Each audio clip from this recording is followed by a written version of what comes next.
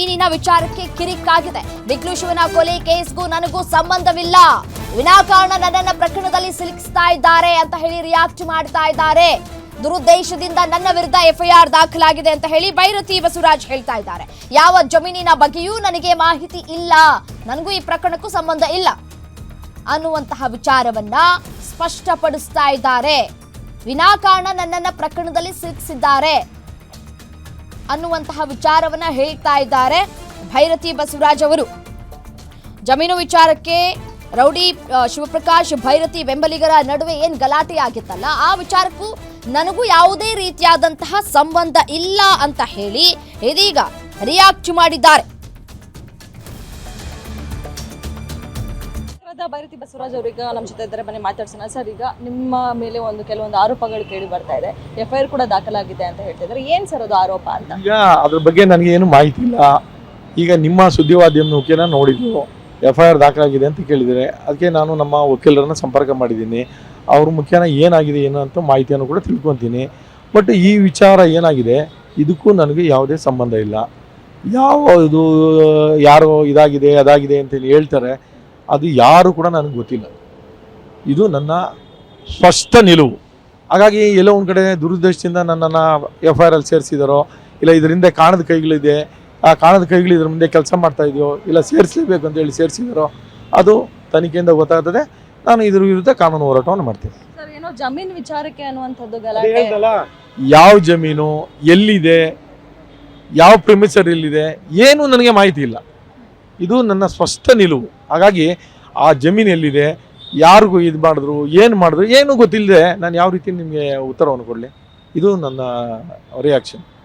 ವಿಪಕ್ಷದಲ್ಲಿರುವಂತಹ ನಾಯಕರ ವಿರುದ್ಧ ಸಾಕಷ್ಟು ಸಾಲು ಎಫ್ಐಆರ್ಗಳಾಗ್ತಾ ಇದೆ, ಅದೇ ರೀತಿ ನಿಮ್ಮ ಮೇಲೆ ಕೂಡ ಆಗಿದೆ. ಅಂದ್ರೆ ಇದೊಂಥರ ರಾಜಕೀಯ ದುರುದ್ದೇಶನ, ಷಡ್ಯಂತ್ರ ಏನು ಅಂತ? ನಾನು ಇದು ರಾಜಕೀಯ ಷಡ್ಯಂತ್ರ ಅಂತಾನೆ ಹೇಳ್ಬೇಕಾಗ್ತದೆ. ಇದು ರಾಜಕೀಯವಾಗಿ ಎಲ್ಲೋ ಒಂದ್ ಕಡೆ ನನ್ನನ್ನು ಆ ಎಫ್ಐಆರ್ ಅಲ್ಲಿ ಸೇರಿಸಿ ಇವರು ರಾಜಕೀಯವನ್ನ ಮುಗಿಸ್ಬೇಕಂತ ಹೇಳಿದ್ರೆ ಅದನ್ನು ಮುಗಿಸ್ಲಿಕ್ಕೆ ಸಾಧ್ಯ ಇಲ್ಲ. ಇದಕ್ಕೆ ಕಾನೂನು ಹೋರಾಟವನ್ನು ಮಾಡ್ತೀನಿ, ಕಾನೂನಲ್ಲಿ ಇದಕ್ಕೆ ತಕ್ಕ ಉತ್ತರವನ್ನು ಕೊಡ್ತೀನಿ. ಸರ್, ಅದೇ ರೀತಿ ಕೊನೆ ಪ್ರಶ್ನೆ ಸರ್, ಈಗ ಏನು ಸಾವಾಗಿದ್ದನು, ಕೊಲೆಯಾಗಿರುವಂತಹ ವ್ಯಕ್ತಿ ನಿಮ್ಗೆ ಗೊತ್ತಿಲ್ಲ, ಆದ್ರೆ ಈ ಒಂದು ಕೊಲೆ ನಿಮ್ಮ ಬೆಂಬಲಿಗರಿಂದ ಆಗಿದೆ ಅನ್ನುವಂಥ ಮಾಹಿತಿ ಸದ್ಯ ಬೆಂಬಲಿಗರು ಇಲ್ಲ. ಅವ್ರು ಯಾರು ನಮ್ಮ ಬೆಂಬಲಿಗರಲ್ಲ, ಯಾರು ನನಗೆ ಗೊತ್ತಿಲ್ಲ. ಸುಮ್ಮನೆ ಸುಳ್ಳು ಇದನ್ನ ಸುಳ್ಳು ಮಾಹಿತಿಗಳನ್ನ ಹೇಳ್ತಕ್ಕಂಥದ್ದು. ನನಗೆ ಕ್ಷೇತ್ರದಲ್ಲಿ ಇರ್ತಕ್ಕಂಥ ಮತದಾರರೇ ನನ್ನ ಬೆಂಬಲಿಗರು. ಹಂಗಾಗಿ ನನ್ನ ಕ್ಷೇತ್ರದ ಅಭಿವೃದ್ಧಿ, ನನ್ನ ಕ್ಷೇತ್ರದ ಮತದಾರರ ಹಿತ ಕಾಯೋದು ಬಿಟ್ಟರೆ ನನಗೆ ಈ ವಿಚಾರದ ಬಗ್ಗೆ ಯಾವುದು ಕೂಡ ನನಗೆ ಗೊತ್ತಿಲ್ಲ. ಸರ್, ಮುಂದೆ ಯಾವ ರೀತಿಯಾಗಿ ಇದನ್ನ ಎದುರಿಸ್ತೀರಾ? ಗೃಹ ಸಚಿವರನ್ನು ಭೇಟಿ ಆಗ್ತೀರಾ? ಈಗ ಕಾನೂನು ಹೋರಾಟವನ್ನು ಮಾಡ್ತೀನಿ.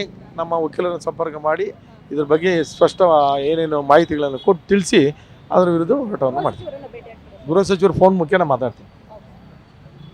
ಇದಿಷ್ಟು ಶಾಸಕರಾದಂತಹ ಭೈರತಿ ಬಸವರಾಜ್ ಅವರು ಮತ್ತು ಕ್ಯಾಮರಾ ಪರ್ಸನ್ ವಿನಯ್ ಜೊತೆ ಕವನ ಶಿವಣ, ಗ್ಯಾರಂಟಿ ನ್ಯೂಸ್, ಬೆಂಗಳೂರು. ನೋಡಿ, ಈಗಷ್ಟೇ ಭೈರತಿ ಬಸವರಾಜ್ ಅವರು ಕೂಡ ರಿಯಾಕ್ಟ್ ಮಾಡಿದ್ರು ಗ್ಯಾರಂಟಿ ನ್ಯೂಸ್ಗೆ. ಈ ಜಮೀನು ಎಲ್ಲಿದೆ, ಯಾರದ್ದು, ಯಾವ ಜಮೀನು, ಇದ್ಯಾವುದೂ ಕೂಡ ನನಗೆ ಗೊತ್ತಿಲ್ಲ. ಮತ್ತು ಅದೇ ರೀತಿಯಾಗಿ ಬೆಂಬಲಿಗರು ಅಂತ ನೀವೇನು ಹೇಳ್ತಾ ಇದ್ದೀರಿ ಮಾಧ್ಯಮದವರು, ಆ ಬೆಂಬಲಿಗರು ಯಾರು ಅನ್ನೋದೇ ನನಗೆ ಗೊತ್ತಿಲ್ಲ. ಅವ್ರು ಯಾರೂ ಕೂಡ ನಮ್ಮ ಬೆಂಬಲಿಗರಲ್ಲ, ನಮ್ಮ ಕ್ಷೇತ್ರದ ಮತದಾರರೇ ನನ್ನ ಬೆಂಬಲಿಗರು ಅಂತ ಹೇಳಿ ಹೇಳಿಕೆಯನ್ನು ಕೊಡ್ತಾ ಇದ್ದಾರೆ. ಮತ್ತು ಕಾಣದ ಕೈಗಳು ಇಲ್ಲೇನಾದರೂ ಕೆಲಸ ಮಾಡಿದ್ಯಾವ, ಅದ್ಯಾವುದೂ ಕೂಡ ನನಗೆ ಗೊತ್ತಿಲ್ಲ.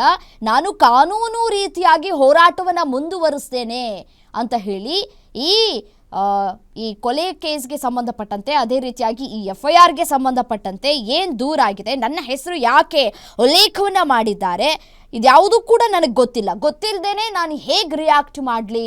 ಕಾನೂನಾತ್ಮಕವಾಗಿ, ಕಾನೂನಿನ ರೀತಿಯಾಗಿ ನಾನು ಮುಂದಿನ ದಿನಗಳಲ್ಲಿ ಹೋರಾಟವನ್ನು ಮಾಡ್ತೀನಿ. ಮತ್ತು ಗೃಹ ಸಚಿವರ ಜೊತೆ ಮಾತನಾಡ್ತೀನಿ, ಫೋನ್ ಕರೆಯಲ್ಲಿ ದೂರವಾಣಿ ಮೂಲಕ ನಾನು ಮಾತನಾಡ್ತೀನಿ. ಯಾರು ಕೊಟ್ಟಿದ್ದು, ಯಾವ ದುರುದ್ದೇಶದಿಂದ ಕೊಟ್ಟಿದ್ದು, ಯಾಕಾಗಿ ಈ ಒಂದು ಎಫ್ಐಆರ್ನಲ್ಲಿ ನನ್ನ ಹೆಸರು ಉಲ್ಲೇಖ ಆಗಿದೆ, ಇದ್ಯಾವುದು ಕೂಡ ಗೊತ್ತಿಲ್ಲ ಅನ್ನುವಂತಹ ವಿಚಾರವನ್ನು ಸ್ಪಷ್ಟಪಡಿಸಿದ್ದಾರೆ. ನಾನು ನನ್ನ ನಿಲುವಾಗಿದ್ದೇನೆ, ನಾನು ಏನು ಈಗ ಹೇಳಿಕೆ ಕೊಡ್ತಾ ಇದ್ದೀನಿ, ಇದು ನನ್ನ ಸ್ಪಷ್ಟ ನಿಲುವು ಅನ್ನೋದನ್ನು ಸ್ಪಷ್ಟಪಡಿಸಿದ್ದಾರೆ.